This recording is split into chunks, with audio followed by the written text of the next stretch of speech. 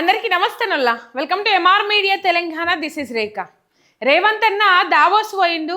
Davos పోయిన కాడ ఏ ఒక్క వీడియో కానీ ఏ ఒక్క ఫోటో కానీ సోషల్ మీడియాలో వైరల్ కాలే, అధికారికంగా ప్రకటించలే. దావోస్ పోయిన కాడికి వెళ్ళి డైరెక్ట్ 3 రోజులు దావోస్ నుంచి న్యూయార్క్లో తేలిండు. దావోస్ నుంచి సీక్రెట్గా పోయి న్యూయార్క్లో తేలి వాళ్ళ ఫ్రెండ్స్తోని ఇంకేవో కార్యక్రమాలు పెట్టుకున్నాడని వార్తలు అయితే సోషల్ మీడియాలో వైరల్ అవుతా ఉన్నాయి. రైట్, మొత్తం మీద ఒక సీక్రెట్, ఒక సస్పెన్స్ అన్నట్టుగా కొనసాగింది రేవంత్ రెడ్డి 12 రోజుల దావోస్ టూరు, దావోస్ ప్రయాణం. పోయిన తాప ఏం చేసిండ్రు? పెట్టుబడుల కోసం పోయిండు రేవంత్ రెడ్డి. ఇన్ని లక్షల కోట్ల పెట్టుబడులు తెచ్చిరు, అన్ని లక్షల కోట్ల పెట్టుబడి తెచ్చిరు అని చెప్పేసి పెద్ద ఎత్తున ఫ్లకార్డులు, ఫ్లెక్సీలు, బ్యానర్లు ఇవి కొట్టిపించుకొని మొత్తం పలసనైండ్రు, బూమరాంగ్ అయినరు. ఆ ఫ్లెక్సీలు ఎంత వైరల్ అయినాయో దావోస్లో ఆయన మాట్లాడిన మాటలు కూడా అంతే వైరల్ అయినాయి.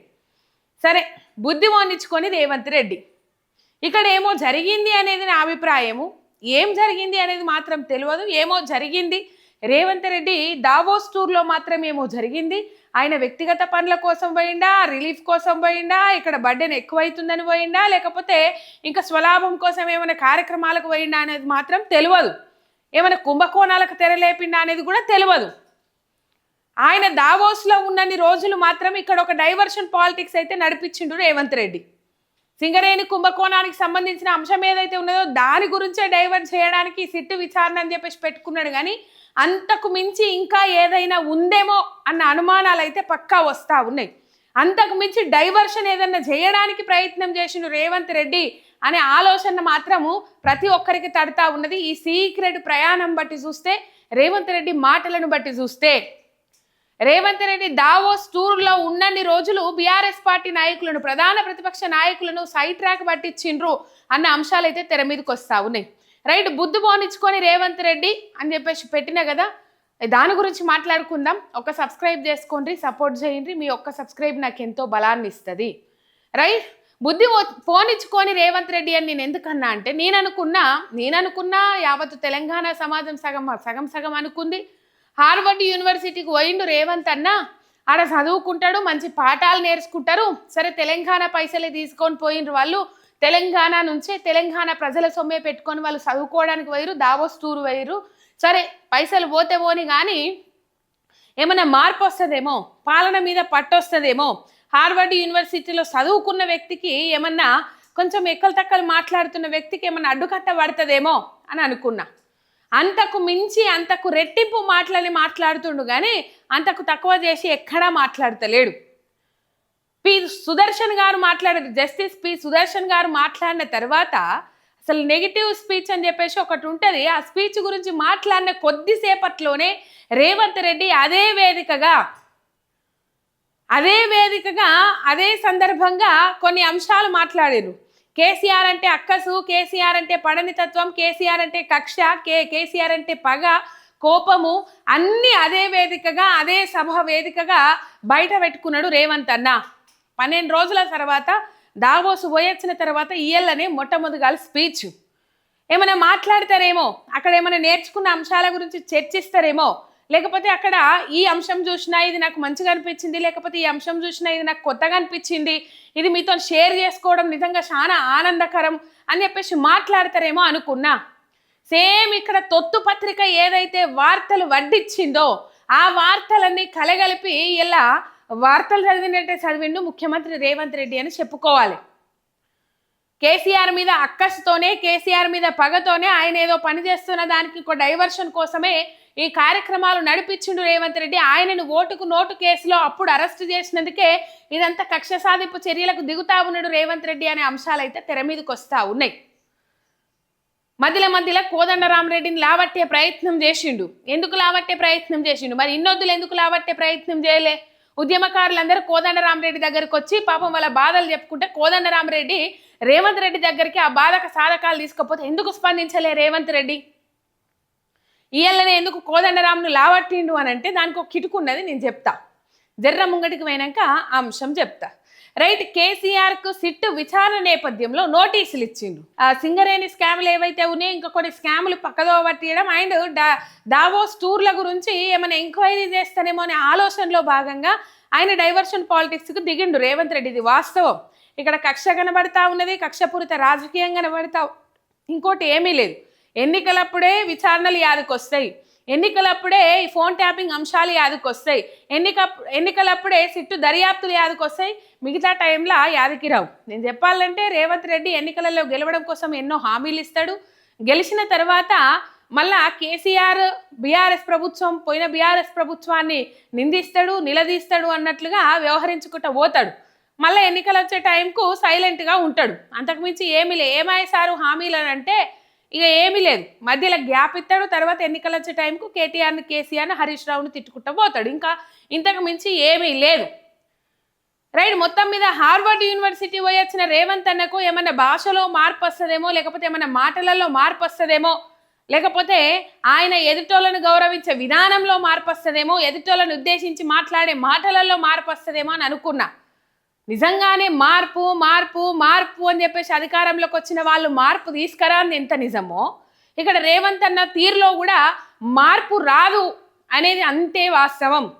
ఆయన హార్వర్డ్ యూనివర్సిటీ కాదు కదా, అంతరిక్షం పోయినా ఆయనలో మార్పు రాదు అని చెప్పేసి ధ్వజమెత్తిండ్రు మాజీ మంత్రి హరీష్ రావు గారు. ఆయనలో హార్వర్డ్ యూనివర్సిటీ కాదు కదా, అంతరిక్షం పోయినా ఆయనలో మార్పు రాదు. ఎలకతోలు తెచ్చి ఎన్ని నాళ్ళు ఉతికినా నలుపు నలుపే గాని తెలుపు కాదు, కొయ్య బొమ్మ తెచ్చి కొట్టినా పలుకునా విశ్వధావిరామ వినురవేమ అన్నట్లు కుక్కతో ఒక రాయి కడితే చక్కగా అవుతుందా? కాదు కదా. రేవంత్ అన్న పోతుందా? బుద్ధి పోతుందా? ఆయననే ఒప్పుకుంటుండు. పి సుదర్శన్ రెడ్డిని కూటమి రాష్ట్రపతి అభ్యర్థిగా ఎట్లా నిలబెట్టినరో తెలియదు అని చెప్పేసి నేను రాహుల్ గాంధీని ప్రశ్నించినా, నా లెక్క ర్యాష్గా మాట్లాడలేడు, నా లెక్క ఎక్కువగా మాటలు మాట్లాడలేడు, ఆయన బీజేపీ ప్రభుత్వాన్ని ఎట్లా ఎట్లా ప్రశ్నిస్తారు అని చెప్పేసి మీరు ఆయనను అజ్జేసిండ్రు, నిలబెట్టిండ్రు రాష్ట్రపతి అభ్యర్థిగా అని చెప్పేసి, కూటమి రాష్ట్రపతి అభ్యర్థిగా ఎట్లా చూజ్ చేసుకున్నారు అని చెప్పేసి రాహుల్ గాంధీని రేవంత్ రెడ్డి క్వశ్చన్ అడిగిందంట. అంటే ఈయన డిసైడ్ అయింది ఏంటంటే, రాజకీయ నాయకుడు అంటే బూతులే మాట్లాడాలి, రాజకీయ నాయకుడు అంటే ర్యాష్గానే మాట్లాడాలి, రాజకీయ నాయకుడు అంటే ర్యాష్గానే బిహేవ్ చేయాలి, స్మూత్గా పోవద్దు, సన్నిహితంగా మెదలొద్దు, ఎప్పుడు ఎదుటోళ్ళ మీద పడేయడవాలి, నోరు బారేసుకోవాలి. అక్కడ సబ్జెక్టు లేకపోయినా సరే, ఆ ఒరుడుతోని మనకు పాయిదా లేకపోయినా సరే ఇట్లా ఉండాలన్నట్టు ఆయన అట్లా డిసైడ్ అయిండు. మొత్తం మీద కేసీఆర్ సిట్టు విచారణ నేపథ్యంలో రేవంత్ రెడ్డి మాట్లాడిండు. ఆయన కేవలం కక్ష సాధింపు కోసమే అధికారంలోకి వచ్చిండ్రని చెప్పేసి రీసెంట్గా పెట్టిన బహిరంగ సభలో కూడా రేవంత్ రెడ్డి ఒప్పుకోవడం జరిగింది. నేను కక్ష సాధింపు కోసమే వచ్చినా, పగ సాధింపు కోసమే ముఖ్యమంత్రినైనా, కేసీఆర్ మీద కక్ష సాధింపే నా లక్ష్యము అని చెప్పేసి ఆయన బహిరంగంగానే ఒప్పుకున్నాడు. గా విధంగానే ముందడికి పోతా ఉన్నాడు తప్ప ఇంకొకటి ఏది లేదు. కేసీఆర్కు నోటీసులు ఇస్తే మొత్తం మీద తెలంగాణ ప్రజలకు నోటీసులు ఇచ్చినట్టట అని చెప్పేసి వాళ్ళు మాట్లాడుతూ ఉన్నారు. రేవంత్ రెడ్డి గారు మాట్లాడుతూ ఉన్నాడు. ఇలా ఉద్యమకారుల మీదకి తుపాకీ ఎక్కుపెట్టుకొని పోయిన మీకు ఉద్యమం గురించి ఏం తెలుస్తుంది? ఉద్యమ నాయకుల గురించి ఏం తెలుస్తుంది? రేవంత్ అన్న తెలియదు కదా. కరీంనగర్ ఉద్యమకారుల మీదకి తుపాకీ ఎక్కుపెట్టుకొని పోయిండ్రు కదా మీరు. పదవులు త్యాగాలు చేయండి, పదవులను ఇడిచిపెట్టుర్రి అని చెప్పేసి జిరాక్స్ పేపర్లు పంపి ఆంధ్రోళ్ళ బూట్లు తుడుచుకుంటూ ఉన్నారు కదా అన్న. మీరు ఆనాడు బూట్లు తుడుచుకుంటున్నారు కదా, వాళ్ళ మోచేతి నీళ్లు తాగినట్టు వాళ్ళ బూట్లు తుడుచుకుంటా ఉన్నట్టు ఇలా గట్లనే చేస్తూ ఉన్నారు కదా రాష్ట్రానికి ముఖ్యమంత్రి అయినాక కూడా. పాలన చేతగాక డైవర్షన్ పాలిటిక్స్లో భాగమే ఇదంతా అని చెప్పేసి మాజీ మంత్రి హరీష్ రావు గారు ఫైర్ అయిన రేవంత్ రెడ్డి విధానం మీద మండిపడ్డారు. జాతిపిత, నేను జాతిపితను, లేకపోతే నేను అది అని చెప్పేసి ఎవరికి వాళ్ళు పేరు పెట్టుకోరు. తెలంగాణ జాతిపిత అని చెప్పేసి జనాలు పిలుచుకున్నారు. జనాలు పిలుచుకోలేదా? తెలంగాణ తెచ్చింది ఎవరంటే కేసీఆర్ అంటారు. ఎందరో అమరవీరుల ప్రాణ త్యాగాల మీద ఇలా తెలంగాణ రాష్ట్రం ఏర్పడ్డది. ఆ రాష్ట్రం ఏర్పాటు కావడానికి కారణం ఏందయ్యా అంటే కేసీఆర్ అంటారు. ఎవరైనా చెప్పుకోవాల్సిందే, చరిత్ర చెప్పుకోవాల్సిందే. మీకు కూడా చరిత్రలో పేరున్నది. ఏం పేరున్నది తెలుసా? ఓటుకు నోటు కేసులో దొరికిన దొంగ మీరు అని చెప్పేసి పేరున్నది చరిత్రలో. చరిత్రలో ఇంకో పేరు కూడా ఉన్నది. తెలంగాణ బిడ్డ ఉండి ప్రత్యేక తెలంగాణ రాష్ట్రం కోసం కొట్లాడుతున్న ఉద్యమకారుల మీదకి తుపాకీ ఎక్కుపెట్టుకొని పోయిన చరిత్ర ఉన్నది మీకు. ఇయ్యాల చరిత్ర కదా అది, చెప్పుకుంటే చెరిగిపోతుందా? మీరు పేజీలు లేకపోతే అఫీషియల్ వెబ్సైట్ నుంచి తీసేసినంత మాత్రాన చరిత్ర తొలగిపోతుందా? పోదు కదా. ఇలా కోదండ రామిరెడ్డిని లావట్టిండు. పాపం లావట్టడానికంటే ముందుగాల బిచ్చగాళ్ళ సంఘాన్ని కూడా ఏకం చేసిన ఘనత కోదండ రామిరెడ్డిది అని మాట్లాడిండు. ఇక్కడ ఆయనని కించపరిచినట్ట లావట్టినట్ట నాకు అర్థం కాదు. బిచ్చగాళ్ళ సంఘాన్ని కూడా ఏకం చేసినట్ట కోదండ రామిరెడ్డి. ఇలా కోదండ రామిరెడ్డిని బాగా లావడతాను రేవంత్ అన్న. ఇలా కోదండ రామిరెడ్డి తలుపులు అర్ధరాత్రి వలగొట్టినాడు, మీకు యాదికి రాలేదా అని అంటే ఇప్పుడు మిమ్మల్ని అరెస్ట్ చేసినందుకు మీకు పగ సాధించుకుంటుర్రా, లేకపోతే కోదండ రామిరెడ్డిని అరెస్ట్ చేసినందుకు పగ సాధించుకుంటుర్రా? నాకు అర్థమైతలేదు. కోదండ రామిరెడ్డి పగ కోదండ రామిరెడ్డికి ఉన్నది, ఇది మీ పగ లెక్కనే కనబడతా ఉన్నది కదా, మీ పైశాచిక ఆనందం లెక్కనే కనబడతా ఉన్నది. అంతకు మించి ఏమీ లేదు. ప్రజలు పెట్టుకున్న పేరు అది. ఉద్యమకారులని చెప్పుకుంటారట. ఉద్యమకారులని వాళ్ళు చెప్పుకునేది కాదు అన్నా. ఉద్యమకారుడు ఎవరి హయాంలో తెలంగాణ రాష్ట్రం సాధించబడ్డది అంటే దట్ ఈజ్ ఓన్లీ కేసీఆర్ అని చెప్తారు ఎవరైనా. చరిత్ర గదే చెప్తుంది. కొట్టు తెలంగాణ తెచ్చింది ఎవలను కొట్టు, హిస్టరీ అదే చెప్తుంది కదా. చరిత్రలో చెరగని పటమది, చెరగని పుట అది. అంటే కేసీఆర్ తెచ్చిండ్రు, కేసీఆర్ పార్టీ తెచ్చింది తెలంగాణ రాష్ట్రం. ఉద్యమకారులం మేమని చెప్పేసి డైరెక్ట్ బ్యాడ్జి తలుగు వేసుకొని తిరగాల్సిన అవసరం లేదు. వాళ్ళకి గుర్తుపడతారు, మిమ్మల్ని గుర్తుపట్టరు. ఇంకా మొన్న ఎవరో చంద్రబాబు నాయుడు నేను ఫ్లైట్లో పోతా ఉంటే ఎవరిని అడిగితే ఈయన తెలుసా మీకు ముఖ్యమంత్రి అంటే ఐ డోంట్ నో అని అన్నారు. మిమ్మల్ని కూడా ముఖ్యమంత్రి అంటే ఎవరు గుర్తుపట్టారు ఇప్పటికీ. మీరు మాట్లాడుతున్న భాష కానీ మీ కథ మీ లెక్క కానీ ఇగో ఇట్లుంటుంది. చరిత్రలో నిలిచిపోయే పేరు కేసీఆర్ పేరు. తెలంగాణ తెచ్చింది ఎవరంటే కేసీఆర్. ఇది డబ్బానే అనుకోండి, ఇంకెవరిని ఏమన్నా మాట్లాడుకోరు. కాకపోతే బుద్ధి అయితే ఓనించుకోలేరు రేవంత్ అన్న. కోదండ రామిరెడ్డిని లావట్టడానికి గల కారణం ఏందయ్యా అంటే మొన్న కోదండ రామిరెడ్డి నీ పాలన చక్కగా లేదు, నీ పాలన మంచిగా లేదు, అవసరమైతే నీ పాలన మీద తిరుగుబాటు లేవనెత్తా పొత్తు కుదుర్చుకున్నారు కదా అసెంబ్లీ ఎన్నికల నేపథ్యంలో. కోదండ రామిరెడ్డి పార్టీ పొత్తు కుదుర్చుకున్నది కదా. ఇప్పుడు మున్సిపల్ ఎన్నికల నేపథ్యంలో కౌన్సిలర్కి సంబంధించి స్థానాలు మాకు కావాలంటే నై అంటుర్రట. ఇంతమందిని సూచిస్తే అసలు ఇంతమంది అవసరం లేదు అని చెప్పేసి ఒక్కళ్ళని కూడా 8 మందో 10 మందినో కోదండ రామిరెడ్డి సూచిస్తే ఒక్కళ్ళని కూడా అది చేయలేదట. అందుకే కోదండ రామిరెడ్డి మర్రబడ్డాడు, తిరుగుబాటు లేవనెత్తిండు, అవసరమైతే ఈ ప్రభుత్వం మీద తిరుగుబాటు లేవనెత్తా అని చెప్పేసి మాట్లాడే వరకల్లా భయపడ్డాడు రేవంత్ రెడ్డి. ఇలా భయపడి కోదండ రామిరెడ్డిని అలవాటే కదా, అందుతో జుట్టు అందకపోతే కాళ్ళు. ఇలా ఎమ్మెల్సీ పదవి ఇస్తే చట్టసభలలోకి రానియలేదు. నేను ఎమ్మెల్సీ పదవి ఇస్తే కోదండ రామిరెడ్డిని సుప్రీంకోర్టు దాకా పోయి కేసు వేసి మరి అది చేసిండ్రు, రానియకుండా చేసిండ్రు అని చెప్పేసి గవర్నర్ కోట ఎమ్మెల్సీని అది గవర్నర్ నియమించాలి. అంటే గవర్నరు ఆమోదం తెలిపాలి. దానికి కొన్ని కారణాలు ఉంటాయి, దానికి కొన్ని నిబంధనలు ఉంటాయి. సమాజపరంగా సాంస్కృతిక పరంగా కొన్ని కార్యక్రమాలు చేసి ఉండాలి. అట్లా డిసైడ్ చేస్తాను. అంతకుముందు కూడా దాసోజు శ్రవణ్ లేకపోతే కుర్ర సత్యనారాయణలను రిజెక్ట్ చేసింది కదా సుప్రీంకోర్టు ధర్మాసనం. గవర్నర్ రిజెక్ట్ చేసిరు కదా, సుప్రీంకోర్టు దాకా పోయిర్రు అని అంటే మరి సుప్రీంకోర్టు దాకా పోవాల్సిన అవసరం ఏముండే? నువ్వే కనుక ఎమ్మెల్యే కోటాలో గవర్నర్ కోటా కాకుండా ఎమ్మెల్యే కోటాలో ఎమ్మెల్సీ పదవి ఇస్తే అయిపోతుండే కదా. వేరేటోళ్ళకి ఎందుకు ఇచ్చుకున్నావు? ఇలా అంతగానం ప్రేమ పాయిరం అని చెప్పేసి మాట్లాడుతున్నావు. చట్టసభలలోకి నేను రానిచ్చినా అని మాట్లాడుతాను. పెండింగ్లో పెట్టినావు కదా, ఎటు కాకుండా చేసినావు కదా. ఎమ్మెల్యే కోటాలు ఇయ్యనుంటివి. ఎమ్మెల్యే కోటాలు ఇయ్యంగా ఎవరన్నా అద్దన్నారా? కోదండ రామిరెడ్డి అద్దన్నాడా? అద్దనలేడు కదా. ఇలా అన్ని నీతి సూత్రాలు చెప్తే గమ్మత్ అనిపిస్తుంది సారు. సరే కేసీఆర్ నుంచి దూరం చేసిండ్రు, సరే కేసీఆర్ అట్లా చేసిండు, కేసీఆర్ ఇట్లా చేసిండు, కోదండ రామిరెడ్డి అసంటోళ్ళను దూరం పెట్టిండు అని చెప్పేసి మాట్లాడుతురు కదా.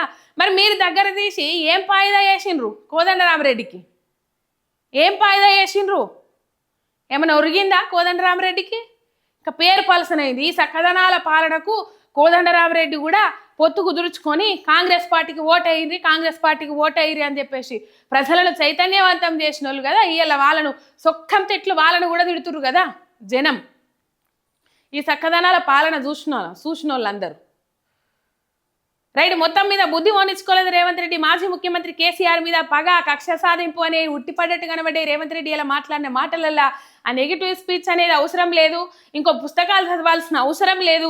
రేవంత్ రెడ్డి ప్రసంగంలోనే అర్థమవుతుంది అని చెప్పేసి మాజీ మంత్రి హరీష్ రావు సొట్లు పెట్టిండ్రు రేవంత్ రెడ్డికి. మొత్తం మీద బుద్ధి ఓనించుకోలే. హార్వర్డ్ యూనివర్సిటీ పోయొచ్చిన తర్వాత కూడా రేవంత్ అన్న బుద్ధి ఓనించుకోలేదు అనేది ఇక్కడ క్లియర్ కట్గా అర్థమవుతా ఉన్నది. ఆయన నిరసనలు వ్యక్తం చేస్తే బాధ అయిందట. నిరసనలు వ్యక్తం చేస్తే బాధ అయిందని మీరెందుకు అనాలి? చేసుకున్నారు. వాళ్ళ పార్టీ శ్రేణులు వాళ్ళు నిరసనలు వ్యక్తం చేసుకున్నారు. నోటీసులు ఇచ్చి పిలిచినందుకు నిరసన వ్యక్తం చేసిండ్రు. చేయని తప్పుకు డైవర్షన్ పాలిటిక్స్లో భాగంగా ఇదంతా డ్రామా ఆడుతున్నారు అని చెప్పేసి ఆ నిరసనలు వ్యక్తం చేసుకున్నారు. వాళ్ళ పార్టీ శ్రేణులు వాళ్ళు నిరసనలు వ్యక్తం చేసుకున్నారు. ఆనాడు మీరు చేయలేరా?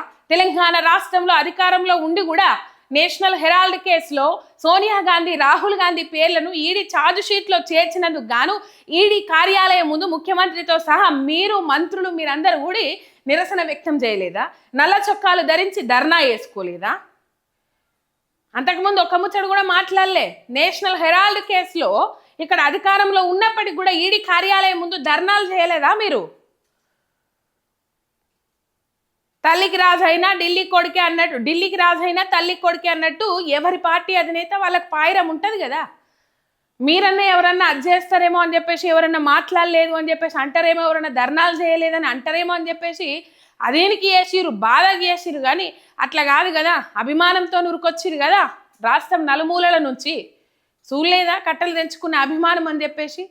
ఇగో హైప్ చేసేది రేవంత్ రెడ్డే. పాపం మున్సిపల్ ఎన్నికల నేపథ్యంలో కేసీఆర్కి ఏదో మైనస్ చేయాలని చెప్పేసి అది చేసుకున్నాడు. కానీ పాపం కేసీఆర్కి ఇంకా ఎక్కువ హైప్ అయింది. ఇప్పుడు ఆ హైప్ను తగ్గియాలి. ఎట్లా తగ్గియాలి? ఇగో ఇటువంటి పిచ్చి మాటలు మాట్లాడి తగ్గియాలి. అంటే లేచేటట్టు అంటే ఆలోచన ఉండి చేస్తారా? ఆలోచన లేక చేస్తారా? తెలిసి చేస్తారా? తెలియక చేస్తారా? ఏమీ అర్థమైతలేదు. గిద్దప్ప ఏమన్నా ఉన్నదా? మీరు అధికారంలోకి వచ్చి నుంచి చేసింది ఏమన్నా ఉన్నదా? నా మున్సిపల్ ఎన్నికలలో భాగంగా ప్రజలకు ఇచ్చేస్తాము, అమలు కాని హామీలు మాకు తప్పైంది, ఇట్లా మొత్తం ముంగడికి పోర్రి. ఇక ఈ కక్ష సాధింపు చర్యలకు ప్రజలన్నీ గమనిస్తారు. ప్రజలు కర్రు కాల్చి వాత పెట్టడానికి సిద్ధంగా ఉన్నారని చెప్పేసి వార్తలు అయితే వైరల్ అయితే ఉన్నాయి సోషల్ మీడియాలో. ఇది కథ. వాళ్ళేమో ఢిల్లీలో రాహుల్ గాంధీ, సోనియా గాంధీని నేషనల్ హెరాల్డ్ కేసులో ఈడీ ఛార్జ్ షీట్లో చేరిస్తే ధర్నాలు చేస్తారట. కానీ ఇక్కడ విచారణకు రమ్మని ఇచ్చిన నోటీసులే అసలు లీగల్గా ఇయ్యలేదు. మీరు నోటీసులు గోడ కత్తిచ్చిరు. 160 CRPC కింద బై హ్యాండ్ ఇవ్వాల్సిన అవసరం ఉంటుంది. నోటీసులు ఇచ్చిందే కక్షపూరితం, కక్ష సాధింపు చర్యల కోసం, ఇంకోటి ఏమీ లేదు. అలా చేసిందే తప్పు. మళ్ళీ దాన్ని సమర్థించుకోవడానికి మళ్ళీ ఇటువంటి మాటలు. ఇగో ఇది కథ. హార్వర్డ్ యూనివర్సిటీ కాదు కదా అంతరిక్షం పోయిన రేవంత్ అన్న బుద్ధి మారదు. మనం అది ఎక్స్పెక్ట్ చేయొద్దు అంతే. పాలన మీద పట్టు సాధించుకోవాలనే ఆలోచన ఉండదు ఆయనకు. ప్రజారంజకమైన పాలన, ప్రజాపాలన అందియాలనే ఆలోచన లేదు. పేరుకు మాత్రం పేరు గొప్ప ఊరు దిబ్బ అన్నట్టు, అంతకు మించి ఇంకేం లేదు. ఒక్క సబ్స్క్రైబ్ చేసుకొని సపోర్ట్ చేయండి. మీ ఎంఆర్ మీడియా తెలంగాణ చిన్నారు.